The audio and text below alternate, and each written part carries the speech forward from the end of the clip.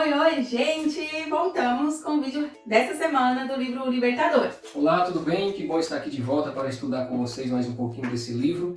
E hoje são três capítulos. E a gente vai tentar ser rápido, porque são 3 capítulos e pegou um pouquinho pra gente ter tempo para ler tudo, para poder se preparar para comentar aqui com vocês. Então, se a gente não abordar tudo, você pode colocar aí nos comentários depois alguma coisa que a gente deixou de falar que você achou interessante.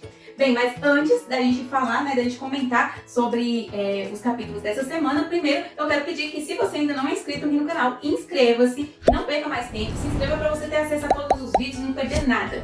Além disso, ative o sininho, porque aí você vai ter as notificações te avisando sempre que um vídeo novo for postado.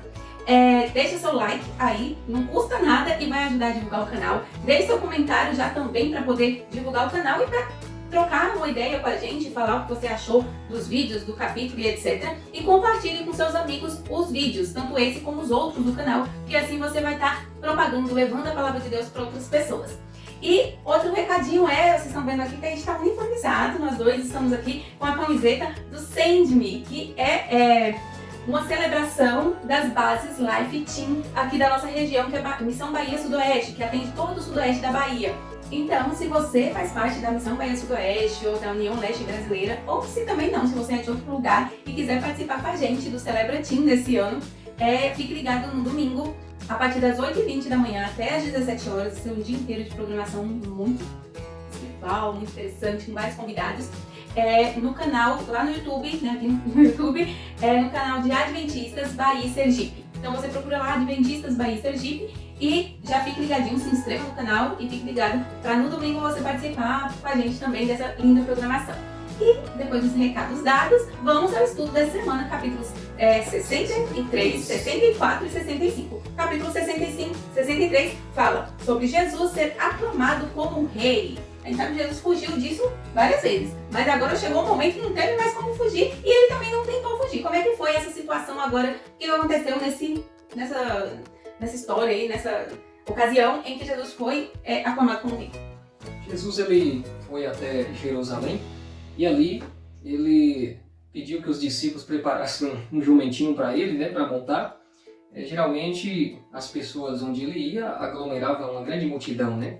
E ele, mal montado nesse jumentinho, as pessoas já aproveitou que era um momento ali que tinha muita gente para tentar aclamar ele como rei, né? Agora, foi 2 situações interessantes. Primeiro, Jesus não costumava andar montado. Geralmente ele sempre viajava a pé e dessa vez ele pediu para seus discípulos providenciarem um jumento. Segundo, era uma tradição em que entradas de reis fossem feitas dessa maneira. De jumento, né? A gente hoje em dia não dá muito valor para os jumentinhos. Mas naquela tempo ali, era uma tradição que os reis entrassem dessa forma na cidade. Então, as pessoas já entenderam que Jesus estava aceitando essa proclamação de rei. Ele não corrigiu ninguém, ele não tentou fugir dessa vez, ele permitiu e meio que parece que incentivou que eles fizessem isso. Isso, pediu que os discípulos preparassem o jumento, né? O jumento era como se fosse a Ferrari de hoje em dia, o transporte mais usado pelos reis, né? Para ser aclamado e tal, aquele negócio. Então Jesus agora montado no jumentinho, o pessoal começa a estender ramos de palmeira e gritar que o rei agora está passando e as pessoas o aclamavam. E ele já sabia o resultado daquilo ali, daquele movimento. E qual foi a diferença? Por que tantas outras vezes antes ele não deixava isso acontecer e dessa vez ele... Isso já era uma profecia, né, que foi profetizada há mais ou menos 500 anos antes disso aí. O profeta Zacarias profetizou que o rei dos reis, né, o Messias, iria entrar montado no jumentinho, filho de jumenta. Né? Deixou claro que era um filho de jumenta para não ter erro. E há 500 anos depois se cumpriu ali Jesus. Ele teria que cumprir tudo o que foi escrito. Exatamente, né? Então dessa vez ele não proibiu as pessoas, ele deixou porque ele sabia que tinha chegado a hora. Exatamente. Eu acho interessante que várias vezes antes, quando o povo tentava fazer alguma coisa, a resposta de Jesus para impedi-los era sempre: ainda não chegou a minha hora. Então a questão não era que não tinha que ser feito, mas é que não era o momento ainda. Se antes tivesse feito, ele teria morrido antes da hora, porque o povo ia querer matar ele desde o início lá. Mas ele não deixou que isso acontecesse e agora deixou porque agora sim era a hora e ele já sabia o resultado, né, como você Ele já sabia o resultado, as profecias, cada uma tinha o seu momento certo para acontecer e ao acontecer ia encaminhar para que ele fosse sacrificado, né, crucificado. Exatamente. E ali alguns fariseus estavam ali, ficaram furiosos ao ver o povo aclamando Jesus como rei e falou para ele, manda esse povo calar a boca. Né? Mestre, Manda esse repreende povo fazer seus silêncio, discípulos. isso não pode acontecer não. E Jesus diz para eles assim, né? Se eles calarem, até as pedras clamarão. Tipo, isso tem que acontecer. Se eles não falar, alguma coisa, alguém vai falar. Igual o Balaão, a jumenta daquela vez, falou porque foi necessário. Então, tudo poderia acontecer para se cumprir, né, o que já tinha sido predito. Eu achei muito interessante uma parte aqui que fala que quando os discípulos viram aquela movimentação toda de Jesus deixando, né, dando corda, eles já começaram a imaginar, é agora, Jesus vai ser proclamado rei. Eles já começaram a visualizar os romanos sendo expulsos de Jerusalém, e Jerusalém voltando a ser uma nação independente. Tipo, eles já começaram a sonhar, contrariando tudo aquilo que Jesus já tinha falado para eles. momento eles ainda estavam com a cabeça no reino terreno, né, no poder aqui nessa terra, não estavam pensando na parte espiritual. Eu achei outra coisa muito interessante, que fala, eu achei muito lindo, e a gente tem lá na lição, né, que a gente estudou durante a semana. Se você não assistiu a lição dessa semana, eu vou deixar linkado aqui a playlist para você recapitular, assistir toda a lição dessa semana, que foi muito interessante. E aqui foi uma coisa que me chamou muita atenção, eu fiquei emocionada, porque eu achei muito lindo, que diz que naquela multidão, que o povo estava ali, né, em volta de Jesus, tal, recebendo, aclamando ele, gritando hosana, diz que ali estavam muitos cativos, muitos daqueles que tinham sido cativos pelo pecado, né, por Satanás. E diz que os cegos estavam ali, os cegos a quem ele restaurou a visão, e eles abriam a marcha, estavam ali na frente da marcha, os cegos que foram curados. Os mudos, cuja a língua ele destravava, cantavam, entoavam canções de louvor a Jesus. Os aleijados, a quem ele tinha curado, estavam pulando ao redor de alegria. Os leprosos, a quem ele purificara, estendiam as suas vestes sem contaminação por seu caminho. A gente sabe que os leprosos, as vestes eram contaminadas, ninguém podia tocar. E agora é meio que um símbolo, né, da gratidão, porque agora eles estavam puros, estendiam ali no caminho como um tapete as vestes para que Jesus passasse. E despertado pelo sono da morte, Lázaro guiava o jumentinho que o Salvador montava. Eu achei isso uma coisa mais linda. Né? E sabe o que me lembra? Imagina quando Jesus voltar pela segunda vez. As pessoas que ressuscitarem, né, que saem das covas, as que estavam vivas, as que estarão vivas, mas que forem transformadas. Imagina, a pessoa que estava cega, que no mundo normal, né, e aí de repente Jesus volta e de repente ela abre o olho e está enxergando. E a primeira coisa que ela vai ver é Jesus voltando. E aí as pessoas que não falam vão começar a falar. Pessoa que é aleijada e está na cadeira de roda, tem um avô que ele é cadeirante, ele já pensou, ele vai levantar da cadeira de roda e vai ficar de pé. Então, essa cena dessa entrada triunfal aí de Jesus me faz lembrar da segunda vinda dele, porque ali é como se fosse um prelúdio da festa das pessoas que foram curadas por Jesus. E quando ele voltar pela segunda vez, vai ser muito mais gente. Exatamente, muito bom isso daí, né? Eu achei muito lindo. E aí, termina essa parte com uma cena inusitada. Dentro de toda aquela alegria, de toda coisa maravilhosa, de repente Jesus está ali, já às portas de Jerusalém, ele contempla a cidade e começa a chorar.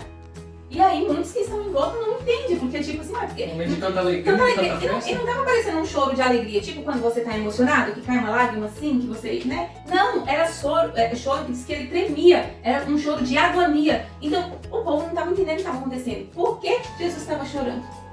Ele percebeu a rejeição que o povo estava dando a ele, né? O contraste, né? Porque era uma festa de aceitação e ele já via a rejeição.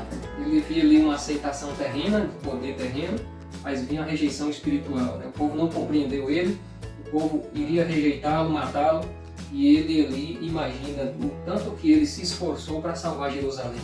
E ao contemplar aquela cidade maravilhosa, perceber que todos estavam se decidindo a morte. É como se fosse assim, ele estava vendo todo mundo festejando, aclamando ele como rei, e ele olhava para aquelas pessoas, eram as mesmas pessoas que daqui a pouco, daqui a alguns dias, não ia chegar uma semana, ia estar gritando crucifica. Então imagine isso, você tá vendo aquelas pessoas te tratando como rei e tal, dando glórias, e você saber que essas mesmas pessoas iam decretar a sua morte daqui a alguns dias. E ele sabendo, que acho que a coisa que me chamou mais atenção aqui nessa parte é que fala que o que deixou Jesus angustiado foi que ele viu o que a cidade poderia ter sido caso tivesse aceitado o único que podia curar-lhe a ferida. Tipo, ele viu o que ela ia se tornar, a cidade, até depois ele faz ali uma profecia, né, de que a cidade seria destruída e tal, a gente vai comentar mais no próximo capítulo, mas ele viu tudo aquilo de ruim que iria acontecer com a cidade e ele sabia o que poderia ser outra história. E isso realmente é muito triste. Bem, terminando essa parte da entrada, Jesus está entrando aí agora, e aí o capítulo 64 fala sobre um povo condenado. E está ali mencionando um pouquinho sobre o último apelo de Jesus. A gente sabe que Jesus, ele chegou em Jerusalém, essa entrada triunfal aconteceu num domingo. A gente sabe que ele vai morrer na sexta-feira. Então ele vai passar toda uma semana ali entre várias atividades. Claro que tem ali a questão de quando ele é preso, que vai ser numa quinta-feira à noite, né? E tudo mais. Mas durante toda essa semana vai acontecer algumas coisas ali em Jerusalém. E dentre elas, ele vai estar um pouco angustiado, e aí ele vai para Betânia, que é uma cidadezinha próxima dali de Jerusalém, depois ele vai voltar para Jerusalém, e nessa volta dele para Jerusalém, ele vai passar uma noite toda em claro, orando a Deus pela angústia, por tudo que está acontecendo, e aí ele vai sentir fome. E aí, voltando para Jerusalém, ele encontra uma figueira. E essa figueira é o símbolo desse capítulo, que fala sobre um povo condenado. Ela é o símbolo de Jerusalém. E por que ela é o símbolo de Jerusalém? O que acontece nesse momento aí que Jesus encontra essa figueira? Essa figueira estava verde, né, cheia de folhas, e Jesus e os discípulos acharam que ali tinha frutas. Maduras, porque na época ali do figo, a figueira ela começava a dar os figos, a florar, ainda sem folhas, né? E quando ela estava repleta de folhas é porque os frutos já estavam maduros. Exatamente. E na época que isso aconteceu, nem era época de figo. Então não era para ter isso lá. Mas eles encontraram a figueira e ainda florada, ou toda cheia de folhas, então dava a entender, deu fora do tempo, né? Ela estava cheia de frutos. E por não ter frutos, eles perceberam que não tinha frutos, ela foi amaldiçoada. Depois foi cortada e jogada a fogo. Aí quando fala que ela foi amaldiçoada, Jesus falou pra ela que ninguém nunca comeria, ele fez como se fosse uma profecia, falou que ninguém nunca mais ia comer o fruto daquela árvore e acabou. E aí, muitos não entenderam por que essa situação drástica, por que Jesus fez... Que culpa tinha essa? Só porque não tinha fruta? A árvore, por que Jesus fez isso? Mas a gente sabe que tudo que Jesus fazia, tudo que ele fez, tinha um motivo, tinha um propósito. E ele queria passar uma mensagem através dessa figueira. Jerusalém, ali não só a cidade, mas muitos líderes religiosos viviam uma vida de aparências, mostravam o que não eram, falavam o que não faziam. Então, ao Jesus mostrar uma lição através dessa figueira, ele estava dizendo que as pessoas que demonstram o que não é também serão destruídas. As pessoas que falam o que não fazem também serão destruídas. Não adianta nada eu e você querer mostrar que somos isso, somos aquilo, somos santos, não cometemos pecado, mas por trás nós somos totalmente diferentes. Isso era a figueira. Na frente mostrava uma coisa bonita, mas quando chegava não tinha frutos. Quantos crentes vivem na igreja gritando glória a Deus, aleluia, está na igreja todo culto, está repreendendo um, repreendendo outro, está orando, mas quando vai perceber não tem frutos. São pessoas apenas de aparências. Então essa figueira, a lição com essa figueira, ela serviu para dar uma lição no povo de Israel e serve para mim e para você. Como está a minha vida? Eu estou dando frutos para Deus ou não? E é interessante que aqui menciona essa situação que aconteceu e menciona uma parábola que está em Lucas capítulo 13, que também é uma parábola sobre uma figueira. Só que tem algumas diferenças. Mas nessa parábola também acontece de ter um agricultor que ele, tem algumas figueiras, e aí uma das figueiras não está dando fruto também. E aí mandam que o dono ali manda cortar essa figueira. E o agricultor ele intercede pela figueira e diz para deixar por mais um ano, que ele vai cavar ao redor, vai adubar. E se não der fruto no ano que vem, muito bem, eu cortarei. E aí é também uma ilustração do que aconteceu com Israel. Gente, é muito tempo que estava esperando, dando chance e dando chance. Muitos profetas tinham morrido nas mãos de líderes da nação. A gente viu a história de Jeremias. Jeremias sofreu demais na mão dos líderes, dos sacerdotes, das pessoas, líderes religiosos e reis e tudo mais, porque não ouviam a palavra de Deus. A nação sofreu por causa disso. E aí, esse tempo todo é como se fosse um símbolo aí, esse ano que esse agricultor pediu para estar cuidando, adubando, dando um jeito para ver se dava fruto. E infelizmente em Jerusalém passou tanto tempo até chegou o último momento ali, que foi quando Jesus estava, que eles condenaram o próprio Filho de Deus, fechando ali a sentença da cidade, que a gente sabe que depois vai ser destruída, e teve todo um problema, porque eles decidiram rejeitar o Salvador.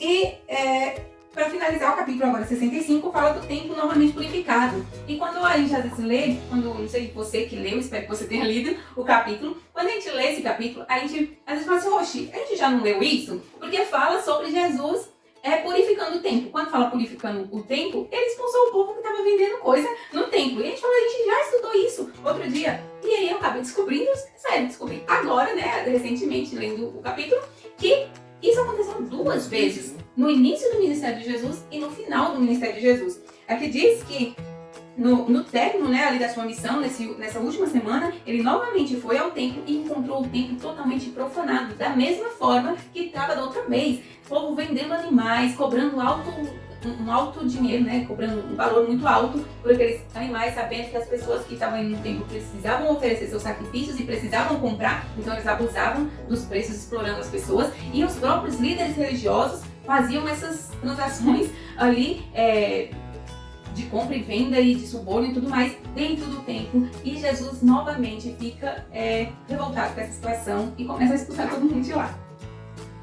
Desde a outra vez, as pessoas ficaram assustadas, fugiram, veio ali uma voz de juízo do próprio Jesus.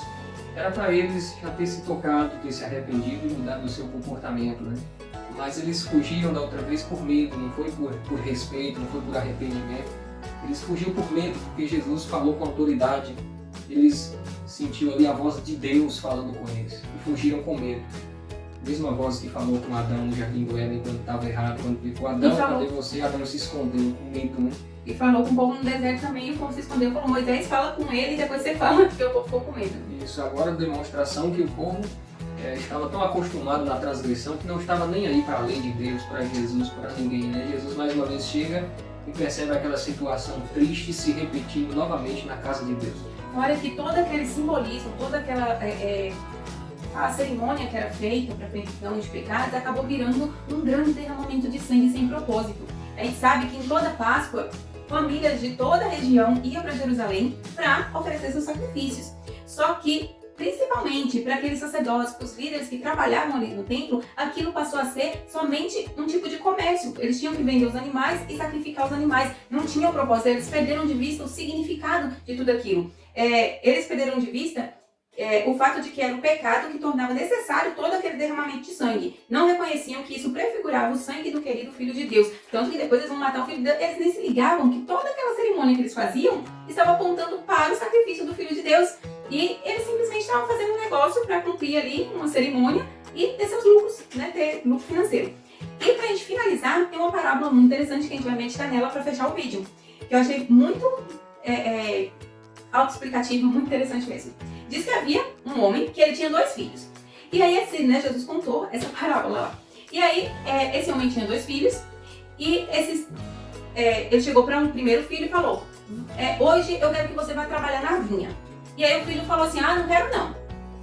Só que aí depois, passou um tempo, o filho mudou de ideia e foi para a vinha trabalhar. Só que esse homem chegou e foi pro segundo filho e falou a mesma coisa: olha, eu quero que hoje você vai trabalhar na vinha. Ele falou assim: pai, tá bom, vou sim, senhor. Só que aí depois ele falou assim: não vou lá não. E não foi. E aí Jesus pergunta: qual dos 2 fez a vontade do pai? E aí? Percebe que foi o primeiro que falou que não ia, mas foi. O outro falou que ia, mas não foi. Isso lembra alguém pra vocês? Espero que não lembrem vocês mesmos. Está falando conosco, por cada um de nós somos crentes, cristãos. Na época Jesus estava falando com o povo de Israel, né? Que é aqueles que falavam que faziam as coisas de Deus, que eram, né, servos de Deus, principalmente aqueles sacerdotes, aquele pessoal que trabalhava no templo, só que na final das contas não eram. Cheio de crentes e cristãos que falam e não fazem, ou seja, pregam e não vivem. É a mesma lição da figueira ali que foi destruída porque aparentava ser o que não era. Um filho falou que não ia, não foi realista, eu não estou com vontade, mas obedeceu o pai, honrou o pai. Aqui entra uma analogia, eu queria falar do apóstolo Paulo. Uma vez ele fez uma declaração que às vezes ele tinha que fazer o que ele não queria porque era a vontade do pai. E o que eu quero eu não faço, ele fala. E o que eu quero mesmo, às vezes eu não faço porque não é a vontade do pai. Então esse jovem ele falou assim: eu não vou, mas a vontade do pai era que ele fosse. E ele foi. Deixou de fazer a vontade dele para fazer a vontade do pai. O crente, às vezes, ele tem que vencer essas lutas. Deixar de fazer a vontade dele para fazer a vontade do pai, a vontade de Deus. Amém. Infelizmente, muitos dizem que fazem, mas não fazem. Dizem que vai, mas não vai. Mas bem-aventurado é aquele que, mesmo tendo o desejo de não fazer, se esforça para vencer seus desejos e fazem a vontade do Pai. Amém. Que nós possamos ser assim como o primeiro filho. Que mesmo às vezes a gente não sendo aquilo que a gente quer, que é a coisa que a gente gosta, mas a gente sabe que é o certo, que é a vontade de Deus, a gente pede força para Deus e a gente faz a vontade dele, mesmo que às vezes pra gente não é tão legal assim. Então que seja o desejo de cada um de nós para que a gente possa ser cada dia transformado e moldado de acordo à vontade de Deus. Amém. Amém. Vamos orar? Oremos. Obrigado, Senhor, pelo estudo de hoje. Nos ajude, ó Pai, a fazer sempre a sua vontade, a meditar nessas histórias, ao ver o quanto o Senhor sofreu, quantas lições maravilhosas nos mostrou, para vivermos sempre ao teu lado. E nós possamos colocar sempre em primeiro lugar na nossa vida a tua vontade. Nos dê a tua paz e te agradecemos em nome de Jesus. Amém. É isso, gente. Por hoje é só, mas amanhã tem lição aqui no canal. Então a gente se encontra em breve na lição e na próxima sexta-feira com mais um capítulo do livro. Feliz sábado. Um abraço a todos.